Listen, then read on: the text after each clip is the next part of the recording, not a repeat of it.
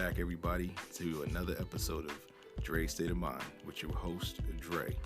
Now, just wanted to welcome everybody back, and we're about to get into it. Just a real quick intro, and here we go.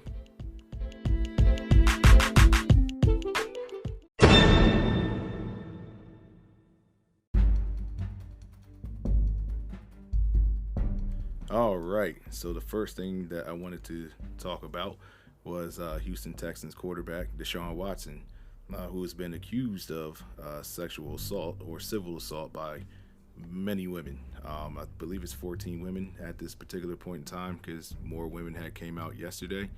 Some lawsuits that were filed in Harris County over in Houston.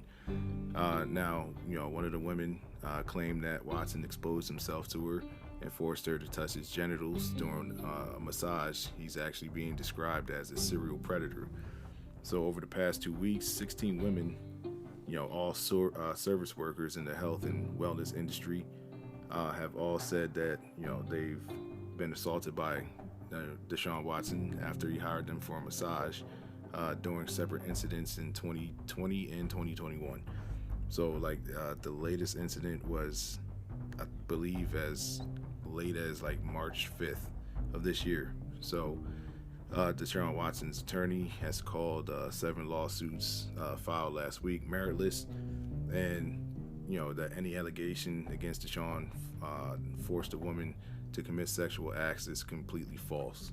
So 2 of the 16 women are suing Watson for sexual assault. In one lawsuit, a woman alleges that Watson forced her to perform oral sex on him during a December 2020 massage. The woman claims that after Watson aggressively started dictating the massage, where he wanted the plaintiff to touch him on his body, he began to forcefully telling her to move her hand down to his pubic region, and before forcing oral sex on him. Forcing her to perform oral sex on him. Now, the victim says, the lawsuit says the victim blacked out for a few minutes out of fear during the encounter and was confused and terrified. There was another report that was on ESPN yesterday that I was reading, and it's the majority of the cases, it seems like it all has a common theme. They said that Deshaun Watson reached out to them on Instagram, just I guess Instagram masseuses or wellness people, and it all has a common theme. He always is exposed.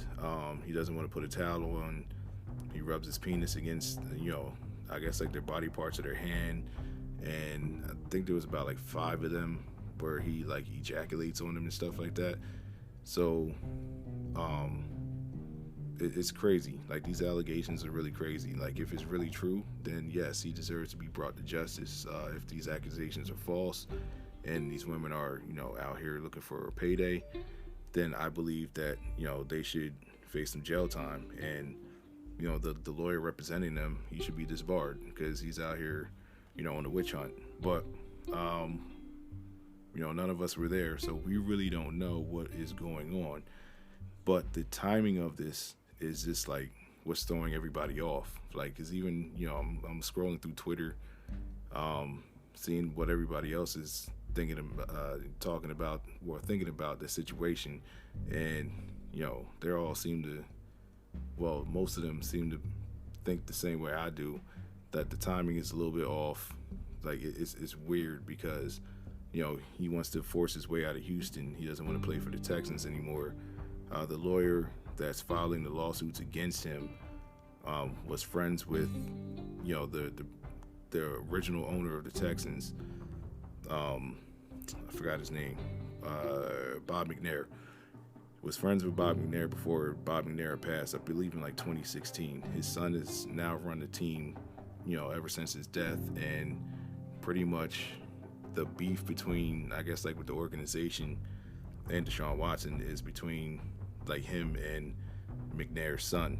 So, who knows what's going on in the situation. It's just completely out of left field. I know people could lead, I guess like secret lives, out of the camera. Um, but there's never been any allegations like this, when he was in Clemson, I guess all the way back to high school. And now it's just like, what, his sixth, seventh year in the league or something like that? Or maybe fifth, I'm not sure. And now all of a sudden, like, these allegations are coming out, and like, it's just wild. It's wild allegations. Like, my thing is, like, I'm not victim blaming or anything like that, but if someone has sexually assaulted you and ejaculated on you, like, how come you just didn't go to the police? Like, no matter how much money that a person has, or how much influence that they might have, you can still go ahead and try to seek justice. At least, like, file something, like whether it's like sexual assault, like rape charge or something like that. Like, at least file something, because, like, save the stuff that was ejaculated on, because then they would actually have evidence. It's his semen. I mean, it's still pretty much your word against his, because there's probably no video footage, or if he's smart, he wouldn't acknowledge to doing something unless he actually has like a really big ego, like some jocks do. But as far as I've seen, like, he's been doing charity work. He's always been humble, from what I've seen, and this is like just completely out of character for him, which is why it's shocking to everybody else who's like watching this situation unfold. And that's why a lot of people are saying, like, this is a witch hunt. It's a public assassination of his character, and we're just going to have to wait and see how this plays out. Now, his lawyer responded to these allegations. Rusty Hardin, he issued a statement on behalf of Texans quarterback Deshaun Watson regarding the various claims of assault made against him on Tuesday night. The lawyer Tony Busby, who has filed 16 cases and counting against Watson. So Busby actually says alleged sexual misconduct is serious. Attempting to criminalize or minimize those that speak out or step forward is wrong. I have been asked to respond to the release statement by Mr. Watson's counsel. So, but his counsel was saying that, well, Deshaun's lawyer is saying that this is ridiculous. These are false allegations, and I believe that, like they said, like at least one or two of them, the people who were actually, well, the women who were actually filing the lawsuit, actually tried to extort money from Deshaun Watson after like a consensual sexual encounter. They were trying to say that she was trying to get $30,000 out of him, and Deshaun Watson refused to pay. So it could be a situation as simple as that. These things are touchy, and I try to reserve judgment until there's an actual decision going on in this trial. But it's a civil suit, so there's really no criminal charges, like no jail time. But even if it's still a civil suit, the NFL can still suspend Deshaun Watson for a certain amount of time. Now we'll see how the NFL handles this. And Roger Goodell, he's, I guess, like, I don't know, in some circumstances, like, he's been lenient. Like, if you got charged with beating your wife or something like that, but sexual assault, I would believe would be a more serious suspension. So we'll see how the NFL plays this, and we'll see how Deshaun Watson fares in the in court, whether or not he's guilty or not. We'll just see how this goes, and this might have already sullied his reputation and his good name. If these accusations are false. Now, if it's true, then his name is rightfully sullied, and like I said, he deserves punishment. But we're going to see how this plays out.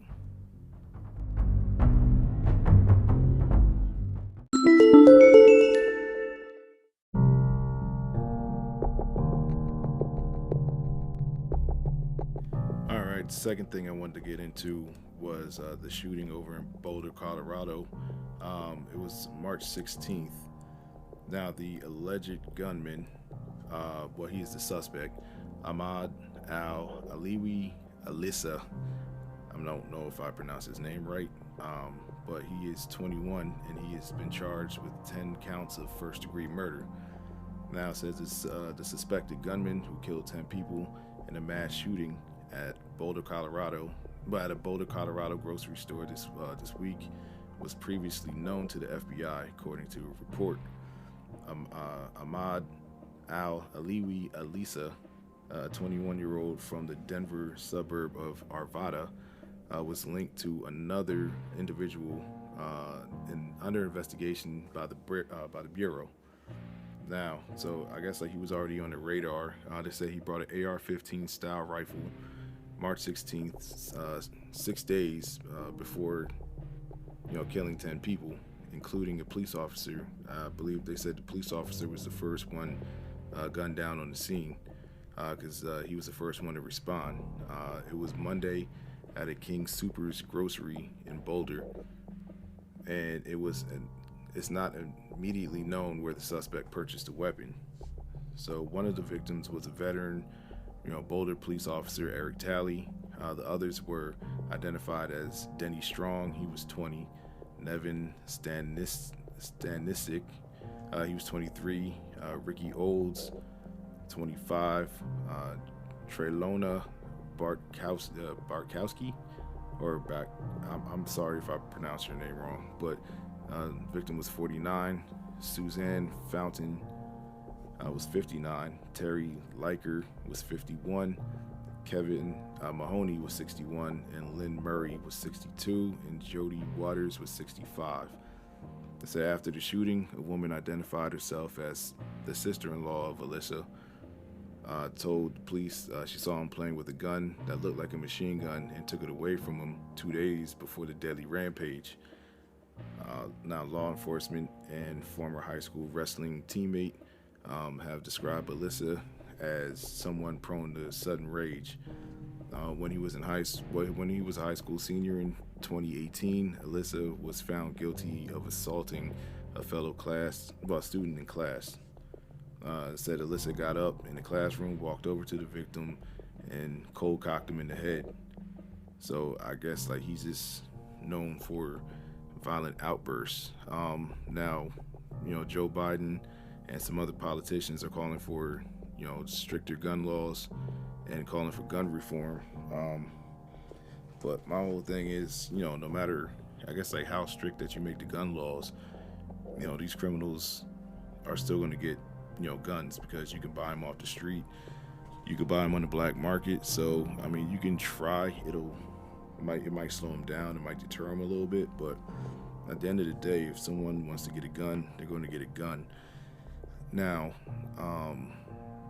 pretty much my whole thought on that is, this is crazy. This is, ever since the Columbine shooting in Colorado, back in 98, 99, this seems like there's been a mass shooting every other week. We lead the world in mass shootings, and I don't know what we have to do as a country to get our gun laws together, but and stop people from just going around shooting people just all willy-nilly. But they have to do something. Something has to be done. I'm not a politician. They need to figure this out. They need to, stop the crazy people from getting guns in their hands, or people with mental problems, or people with emotional problems, because stuff like this happens, and it just happens way too often. People lose their lives for no fucking reason. This is really no reason. Who would have thought that they would go to a grocery store on Monday and be shot dead on that day? Nobody wakes up thinking, damn, I'm going to die today, except for a person that wants to commit suicide. But that's pretty much it. Nobody in their right mind would just be like, you know what, I might die today. Maybe some people who are in gangs or mafia, or maybe like people in the army that's over, well, in the military that's overseas and in the heat of battle. But nobody in their right mind should just be like, yo, I might die today. And you know people should feel safe, they should feel protected. And right now, like the government is letting them down, like because you have both parties like fighting over the, I guess, the gun laws. Like, some of them want to be strict, some of them want to be loose. So the Republicans, they don't want to stricken, well, yeah, they don't want to tighten the policies and everything like that. It seems like the Democrats want to tighten the policies, but we'll see what happens, because this is ridiculous. And how many more mass shootings are we going to see in this country? And it's a damn shame that you have enough to worry about in this country, and now you have to worry about people going around shooting. When you go to the grocery store, or even the gentleman that was down in Atlanta, who the shooting spa workers. Like, that's ridiculous. And the police chief said some stupid shit like, oh, he had a bad day. Like, no, that wasn't a bad day. Like, that was some bullshit. Like, nobody knows why Robert Aaron Long did what he did, except for he would know. And I'm not sure if he's telling anybody. Said like the attacks began around 5 o'clock when 4 people were killed in Ackworth, suburb north of Atlanta. Then less than an hour later, four more women were killed in 2 shootings in Atlanta. So it was like a total of 8 people that were shot and killed. And they try to say that this dude, I guess he was a sexual deviant or something like that. Like, he just, from his mugshot, he looked crazy. He probably shouldn't have had a gun, but I heard down in Georgia it's very easy to get a gun. It's not like, well, I live in New Jersey. It's kind of actually hard to get a gun. Like, they make you jump through hoops. In the process of getting in the process of getting 2 handguns myself. Like, I just have to pass the background check. And they already have my fingerprints, so they told me it'd be about like 2 or 3 months before they email me back, with the results of my background. And then after that, I just have to go to an authorized dealer and go purchase my weapons. But it's crazy. Like, from what I heard, like down in Georgia or just down south, period, like, it's easy for you to get a gun. You can get a gun the same day. So I don't know if they're doing like strong background checks. Some gun shops, they probably don't even care. They probably just want the money. They probably don't even care what you do with the weapon after you buy it, as long as they got their money. But it was 8 families that's struck down with senseless bullshit, senseless act of violence, senseless act of hate. For what? Like, why are you shooting people in massage parlors? You're supposed to go there to get a massage and relax, cool out. Like, this is ridiculous. Like, our country is just, it's out of control with certain things, man. And they got to fix it.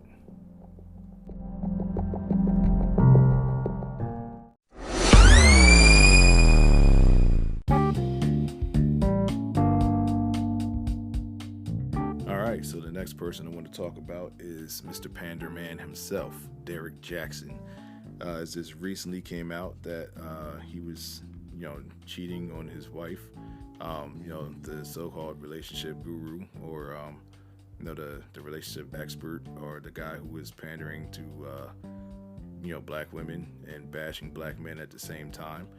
Like, it's possible to uplift women and black women and not bash black men at the same damn time, but he just chose not to take that route. So there's a lot of people who are reveling in this revelation that he was cheating on his wife. Like, they were like, oh, how ironic, the dude that was telling black women that they should leave their men for I guess cheating, or just little things that could probably be worked out, but he was convincing them to try to leave their man was actually out here, you know, with at the same level of the people that he was trying to get, these women to leave. Like, you're out here doing dirt yourself, and what's done in the dark it'll always come out to the light. So, Jackson's 31. He's a YouTuber. Made himself famous. Well, made himself, I would say famous by promoting quote-unquote healthy relationships on his social media platforms. Now, his content consists of videos, mostly made from his car, which often address modern relationship problems and holds men quote-unquote accountable for issues like cheating. Now, his hypocrisy has made him a trending topic for almost a week. With almost 750,000 subscribers on YouTube and more than 1 million Instagram followers, Jaxn is also heavily promoting his new book, Heal Together Without Hurting Each Other, which he's never really done that, through his content. So a lot of people are actually saying that they're trying to use this press because they're like, any press is good, but yeah, any press is good press, even if it's bad, to try to sell his book. Now, and then a lot of people were just going in and criticizing him on the apology video that he made a couple days ago, where he was sitting with his wife, I want to say Danaya, and I apologize if I pronounce her name wrong, but where it looked like he was, pretty much forcing her to sit on the couch, where, people were going in on, said she had a bonnet on her head, and it looked like she didn't even want to be there. It looked like she was broken. And when she started talking, like the way he was looking at her, it was kind of like looked like he forced her to do that, or he coerced her. And, it looked like the look on his face, I was like, damn. I was like, it looked like this dude was like, yo, you better say this shit word for word or else I'm gonna knock your damn head off. Like, who knows? Like, now I'm not alleging, any physical abuse or anything like that, but who knows what goes on behind the scenes with these celebrities or these couples. Now, I guess I wouldn't put Derrick Jaxn in a celebrity. Yeah, like he might have more recognition than the average person, but he's not gonna be recognized up there with like a Brad Pitt or like a Denzel Washington, Samuel L. Jackson, something like that. Like, I'm pretty sure like only black people in the black community know who this dude is.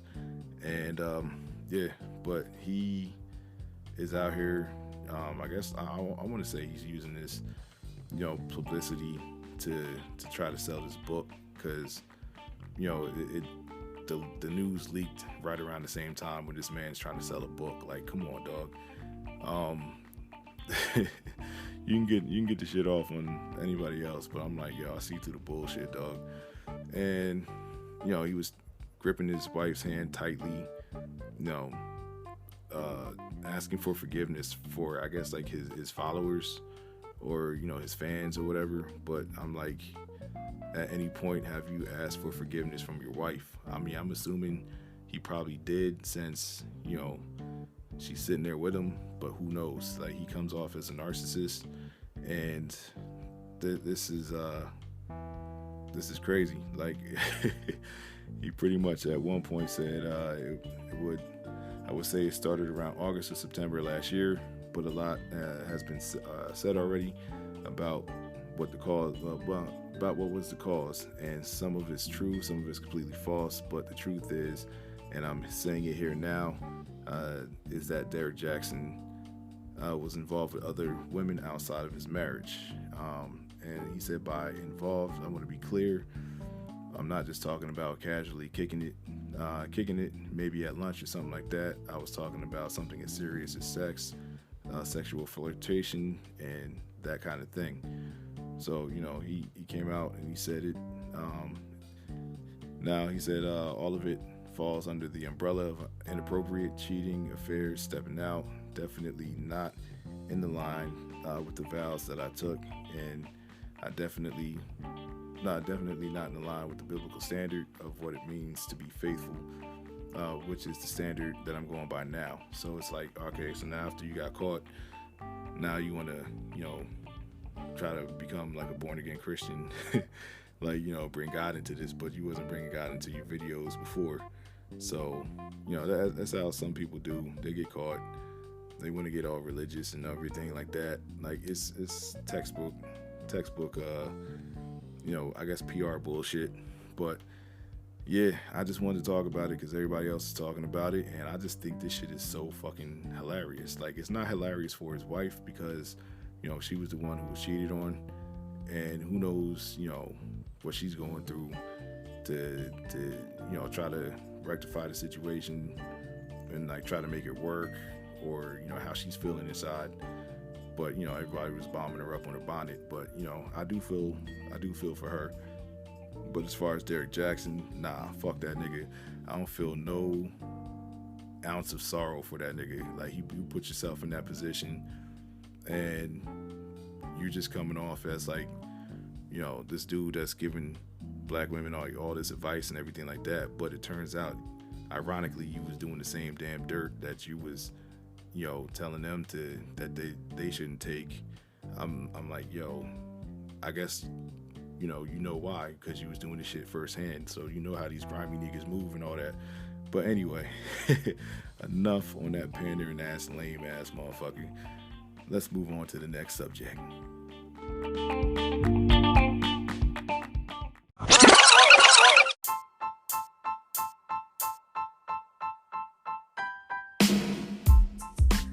So what can be filed under Black Excellence? I just want to talk about these two business deals that went down.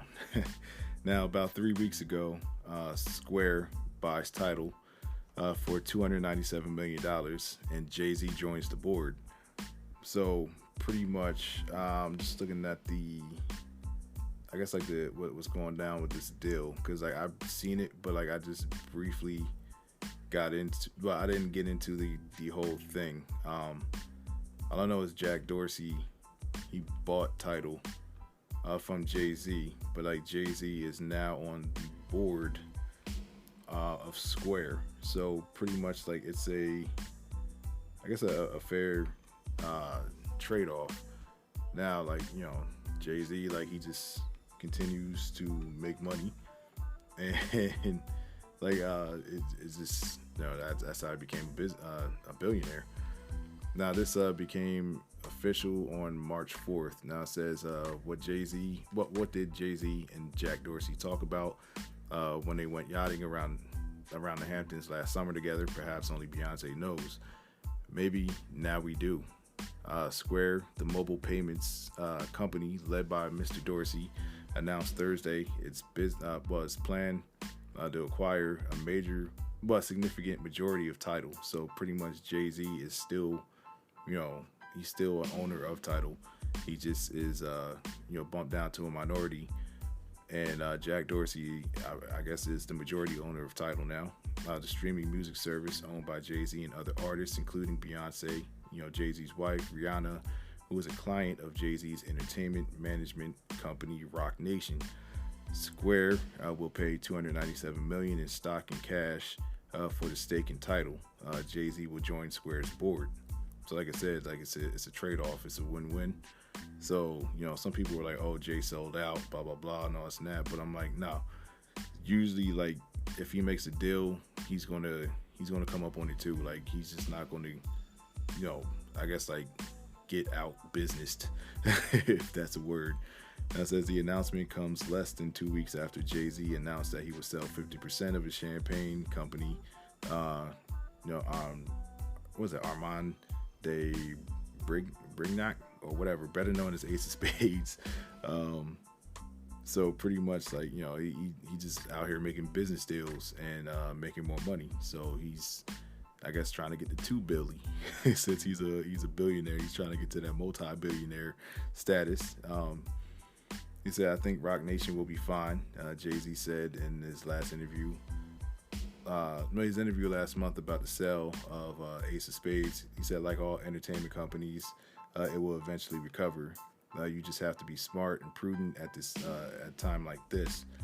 And then also last month, Mr. Dorsey, who is also the chief executive of Twitter, announced that he and Jay-Z had endowed a Bitcoin trust to support development in India and Africa. Tidal, which Jay-Z brought into a partnership, well, in partnership with other artists in 2015 for $56 million, provides music access, provides members access to music videos, and other exclusive content from artists. But the streaming music industry has been dominated by competitors like Spotify, Apple, and Amazon. In 2017, Jay-Z sold 33% of the company to Sprint for an undisclosed amount. So, like, you know, he's been making money off of Tidal. Even if people are saying, "Oh, I'll never get a membership of Tidal." I personally have Tidal. I have Tidal and Apple Music, and I like both apps. They both have their strengths, and they both have their weaknesses. But, you know, for buying this company for like $56 million and then flipping it, you know, for like $297, and you're still, you know, an owner in the company, and then you got on the board of Square, I would say that's a pretty good fucking deal. That's a pretty good deal. And like he said, he ain't a businessman. He's a businessman. And the other deal I wanted to get into was, you know, the Versus, you know, Triller Network acquiring Versus. Now, you know, Timbaland and Swizz, they pretty much, you know, I guess like in the quarantine time, they came out with Versus, and it was like putting two, you know, artists together, and they call it Versus. Like, they try to say, like, you know, it's a battle or whatever, but it's really, in my opinion, a celebration of, you know, two artist catalogs. And, you know, I don't really look at it as a competition. I just look at it as a party and sit down. You know, if both artists catch your eye, just listen to some good music for, you know, a couple hours. But, you know, they built that up. It's become very popular. They've been setting records on Instagram. They eventually did a partnership with Apple Music, so, you know, they would broadcast their verses on Apple Music and Instagram simultaneously. And now they just made a deal that Timbaland and Swizz Beatz are now large shareholders in the Triller network. So Triller bought Versus, but then they became large shareholders in the company. So when the other people were saying, like Michael Rainey Jr., like, you know, oh, they sold out. Like, what's up with all these people, like these black dudes building businesses up and then they sell out? But this isn't selling out. Like, when you become, you know, a shareholder in the network that, you know, just purchase your, it is basically like you're moving your company, you're moving your business over to the company and then becoming, you know what I'm saying, like bosses in that company. So pretty much like you really didn't sell out. Like, you gain money. You gain money and you gain like a new audience. And on top of that, now it says Versus, the popular live stream music event, has become a music industry staple since the pandemic hit, beginning as a way to share and celebrate musical legacies with fans. What started as Instagram live events has now become a huge live streaming platform that Triller Network now has acquired. Now it says the new arrangement is exciting for Versus, who has been partnering with Apple Music until now. So I guess they won't be on Apple Music anymore. Through the partnership with Apple Music, the Versus battle would stream on Instagram and the streaming platform. Now the partnership with Apple Music is reportedly ending with this new venture. So yes, that will be the answer to that question. Now, Versus was created by music legends in their own right, Timbaland and Swizz Beatz, who are now shareholders in Triller. A joint statement from the duo reads, "This is a momentous occasion, not only for Versus and Triller, but for the music business as a whole.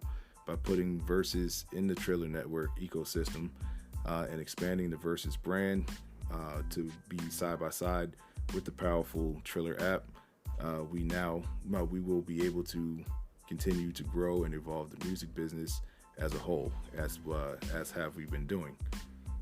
You know, so pretty much this is a major deal, it's a major move.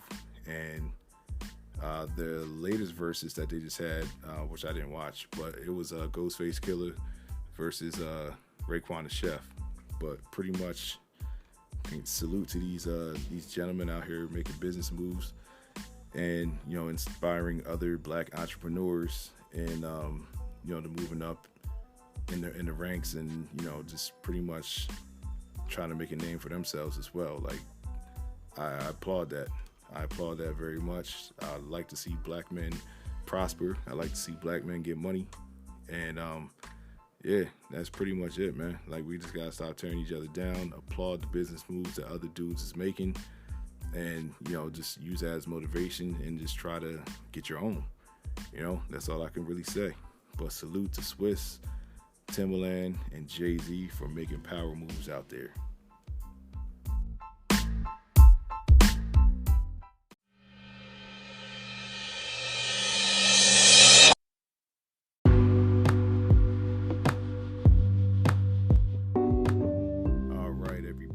That's going to do it for today. It was a fun episode to record. Had some fun. Had some serious issues to talk about, but later on had some fun. Had some fun. Saluting Black men out there making business moves. Getting money. So I always love to see that, and I just wanted to leave this note before I go. If you have a loved one out there, if you love someone deeply, just make sure that you always make sure that you show them love. Like, don't always assume that, don't take them for granted. Don't ever get too relaxed in your position, because you could be replaced. And that's my advice for today. I'm living by my advice, and I suggest everybody go ahead and do the same. Always treat your significant other with the utmost respect. Show them love always. And yeah, I'm out. Until the next time, this Dre signing out. Peace.